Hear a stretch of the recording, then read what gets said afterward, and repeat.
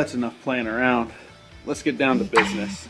Alright, we've finished playing around in the garage with the bike down in the brewery.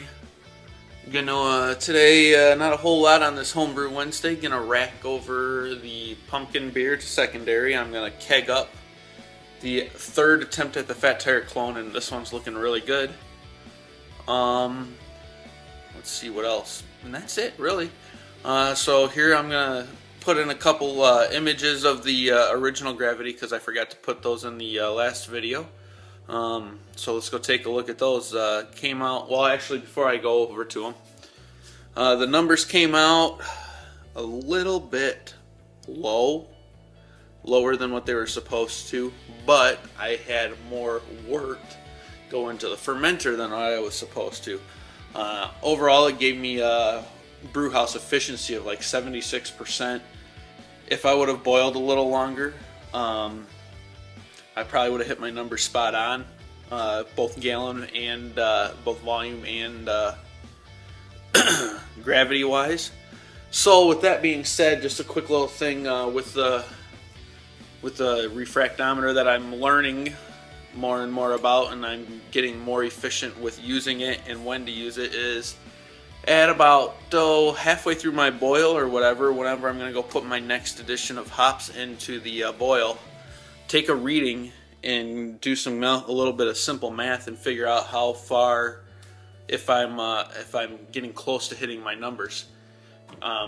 You know, basically, so if I do a 30-minute boil, I should have reduced the volume from my starting volume halfway down to my final volume, or close to at least. And same thing with the gravity. My gravity should have gone from, usually what starts out with say like 9.7 Plato, and I want to finish like 12.1 or whatever. I should be halfway there at 30 minutes. So just a little tip and a little trick to help make sure you're on your way to hitting your numbers. Let's go take a look at the numbers for that brew, and we'll be back in a little bit.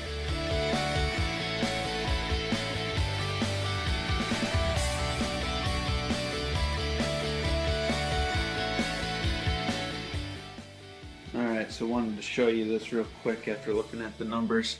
Tony, you're not the only one that has a blow-off tube on. I mean, it's not even plugged up, and then I still get stuff pouring out the edges. Now we'll clean this little mess up. That's the pumpkin ale right there, and we're going to get it racked over into secondary, which is currently full. So it'll be a little bit, and we'll get that all taken care of. Alright, we got that running. There she blows. Nice, and just look at that color. It's really clear. Let's see if we can get this to focus a little better. Focus. There we go. Look at that beautiful, nice color. And it's actually better in the cylinder here. Just a nice orange color. Not much. A little bit of, I'm getting the biscuit like you do on the Fat Tire. It'll be better once it's carbonated. Sorry if the camera's all over the place. Weird angle. We're going to do that. We're going to clean out that fermenter, that carboy, and then we're going to rack over the pumpkin, and we'll take a look at that in a little bit too. Cheers. Alright, and here's a look at the Angry Pumpkin. As you can see, it's relatively dark, but it's clearing up nicely, and this is only after primary. Let's see if we can get a reading here on this. Looks to be right around 2 Plato, so that's right around 1.010 gravity. And it's looking real nice. We're going to take a little taster of it here in just a second. And then we'll go and have a little chat upstairs and take a look at the IPA. Alright, so we're back upstairs, just relaxing a little bit. And right here we got the sample of the pumpkin. Now, looking at it, it's a little darker than I wanted it to be, but if you look through the light, let's see if we can get it. It's got a nice reddish color, orange almost. But mostly red, but it's darker than I wanted, so I may work on that. We'll see how it turns out. If it turns out good, I don't want to change a thing. But I'm going to call it the Angry Pumpkin. You can really smell the spices coming through right now on it. And I can't wait till it's done and carved up. Putting it into the secondary, I think I told you already, was at 2.00 bricks or Play-Doh, and that's right around 1.010. So it's basically done fermenting. It might go maybe to 0.008, we'll see. But it's pretty much done. I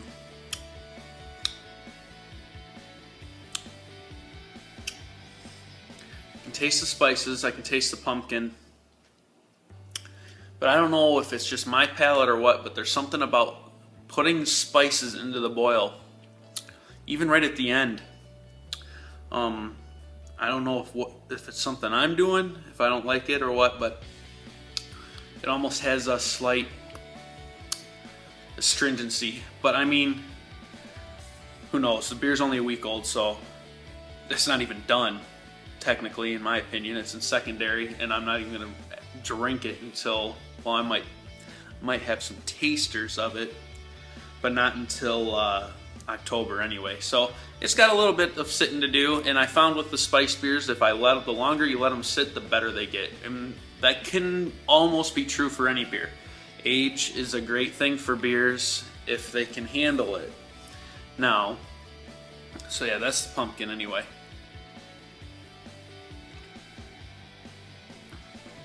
It's not bad now, but we'll see how it is in a month once it's all carved up as well.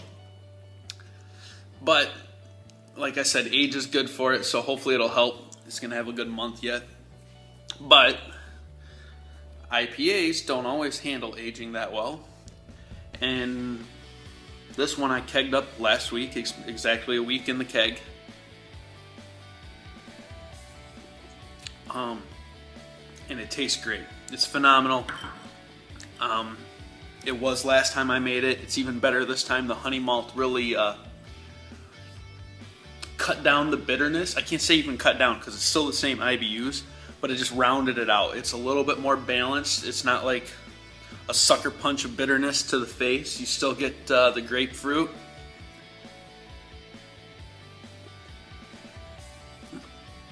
Characters from the Amarillo. And it's not too long of a lingering aftertaste. It's really good. But one question I have, and this is my first time using gelatin, is I don't know if you can see this.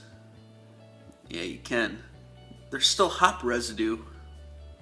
There's a little bit of hop leaf in it. And I had the same thing happen last time I made it in the bottles. Like the first bottles, probably the first half of the batch, because I was drinking them right away. I loved it. It was great, and I didn't care. Had hop residue, and they weren't very clear. As you can see, this one's not real clear yet either. And I'm guessing it's all from hops, the dry hopping, because I did use gelatin in it, which should have taken out all the yeast and anything else. Excuse me. So my question to you guys, outside of filtering, which I don't want to do, how can I get that cleared up quicker so I can drink it quicker? Just to have a more, can't even say, just a visually appealing beer. Because, yeah, handing a beer to someone that's got little floaties in it, when you know it's just hop leaf particles, you know, to me that's not a big deal, whatever. It happens. And it can happen a lot when you're dry hopping. But, you know, if I want to start sending this one into competition, which I think it's ready for, or damn near close to, what the hell do I do to get that cleared? I use finings in the boil, which isn't going to make a difference because those are for proteins.